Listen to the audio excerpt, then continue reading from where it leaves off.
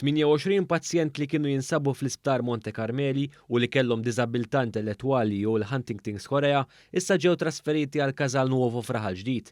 Ħabbar dan id-Deputat Prim Ministru Ministru għas-Saħħa Chris Ferd waqt konferenza tal-aħbarijiet bit-tema Gvern għan-nies, hekk kif spjega li dan qed isir bħala parti mill-ħidma favur l-Istrateġija Nazzjonali għas-Saħħa Mentali. Fil-fatt id-Deputat Prim Ministru spjega kif Casal Nuovo Fraħal ġdid se tkun qed tesaħ 50 resident biex bekk fi żmien li ġej aktar pazjenti jiddaħlu ġewwa din il-faċilità. Għalli f'Monte Carmeli baqa' madwar 200 pazjent. Tenna wkoll kif fl-aħħar 3 snin ġew rilokati iżjed pazjenti f'istituzzjonijiet oħra mill-Isptar Monte Carmeli. Matul dawn l-aħħar 3 snin minn mindu bdejna mindu kellna l-consultation document ta' din l-istrateġija u issa fil-ewwel sentej tal-istrateġija, ir-residenti f'Monte Carmeli naqqasnihom bin-nofs.